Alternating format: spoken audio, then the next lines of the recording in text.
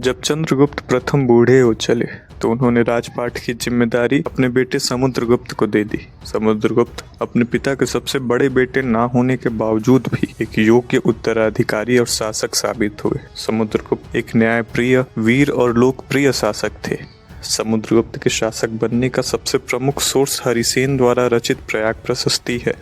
यह शिलालेख बताता है कि चंद्रगुप्त प्रथम ने उन्हें अपना उत्तराधिकारी चुना था। हालांकि कुछ इतिहासकारों का मानना है कि समुद्रगुप्त का शासक बनने का रास्ता इतना आसान नहीं था। जब उनके पिता चंद्रगुप्त प्रथम ने भारी दरबार में उन्हें गले लगाकर अपना उत्तराधिकारी घोषित किया तो वहां सन्नाटा छा गया।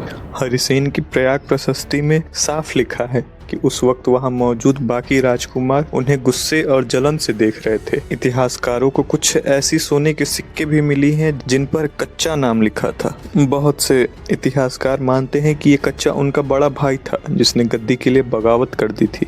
यानी स्वर्ण युग लाने से पहले समुद्रगुप्त को एक गृह युद्ध का सामना करना पड़ा था। हालांकि कुछ इतिहासकारों का मानना है कि कच्चा और समुद्रगुप्त एक ही व्यक्ति थे और समुद्रगुप्त एक उपाधि है। पीछे का तर्क है कि एक जैसे सिक्के कच्चा द्वारा जारी किए गए सोने के सिक्के समुद्रगुप्त के सिक्कों से मिलते जुलते थे और दोनों शासकों का टाइटल भी एक था, सर्वराज ओच चेटा यानी एक्सटर्मिनेटर ऑफ ऑल किंग्स। जब समुद्रगुप्त ने अपनी जीत का झंडा समुद्र तक फैला दिया तब उन्होंने अपना नाम बदलकर समुद्रगुप्त रख लिया, यानी वो जिसने समुद्र तक राज किया हो। सम्राट समुद्रगुप्त की शोहरत के बारे में सबूत उनके बेटे चंद्रगुप्त द्वितीय के मथुरा पिलर इंस्क्रिप्शन में मिलता है। वहाँ साफ लिखा गया है, चतुर्उधादि शलील अश्वदीता यशः, जिसका मतलब है एक ऐसा राजा जिसकी शोहरत का स्वाद 4 समुद्रों के पानी ने चखा है। ऐसा माना जाता है कि समुद्रगुप्त का जन्म सन 1318 में हुआ था। 5 वर्ष की आयु के बाद लिपि और गणित की प्रारंभिक शिक्षा दी गई थी। प्रारंभिक शिक्षा के बाद शासन संबंधी और नीति संबंधी शिक्षा दी गई थी।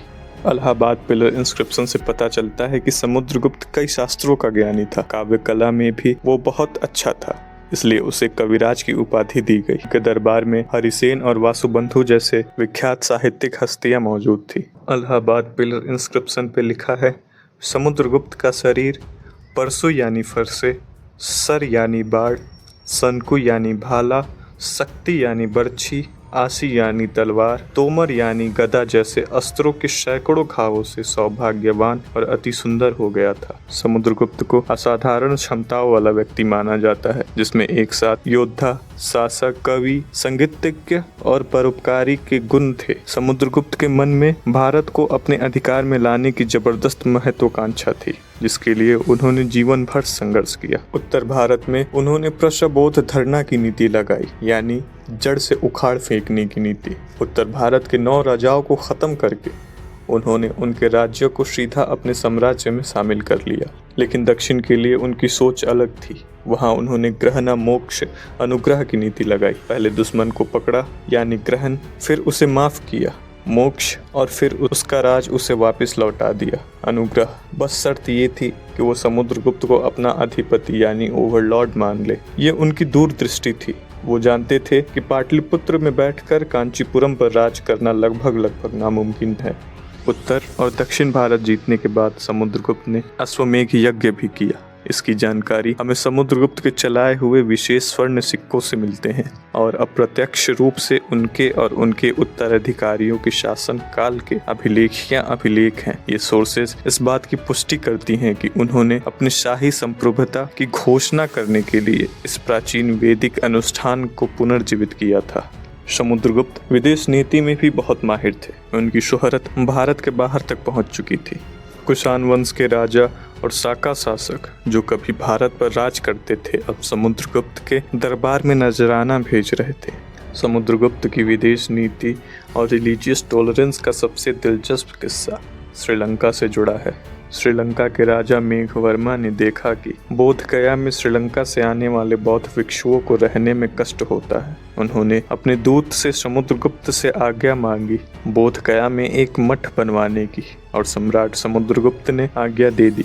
ये घटना बताती है कि वो एक महान योद्धा के साथ साथ एक महान शासक भी थे। हमने उनकी वीणा की बात की, उनके युद्ध की बात की, लेकिन उनके सिक्कों पर एक और रूप दिखता है, व्याघ्र पराक्रम यानी टाइगर स्लेयर। कुछ सिक्कों में उन्हें बाघ से लड़ते हुए दिखाया गया है। ये सिर्फ शिकार का शौक नहीं था, उस समय गंगा की घाटी में शेरों का आतंक होता था जिससे व्यापार में रुकावट होती थी। समुद्रगुप्त ने उन जंगलों को साफ करवाया और रास्तों को सुरक्षित किया। वी ए स्मिथ द्वारा चक्रवर्ती सम्राट समुद्रगुप्त को नेपोलियन ऑफ इंडिया की संज्ञा देना एक गंभीर ऐतिहासिक त्रुटि प्रतीत होती है, क्योंकि वास्तविकता में समुद्रगुप्त की उपलब्धियां नेपोलियन से कहीं अधिक व्यापक और अस्थायी थीं। जहां नेपोलियन का साम्राज्य वाटरलू और रशियन कैंपेन जैसी विनाशकारी भूलों के कारण उनके जीवन काल में ही ध्वस्त हो गया, वहीं समुद्रगुप्त प्रयाग प्रशस्ति के अनुसार अपने जीवन के अंत तक अजय रहे और उनका स्थापित साम्राज्य अगले 2 सदियों तक सुदृढ़ बना रहा। रणनीति के स्तर पर भी समुद्रगुप्त ने नेपोलियन से बेहतर भू राजनीतिक दूरदर्शिता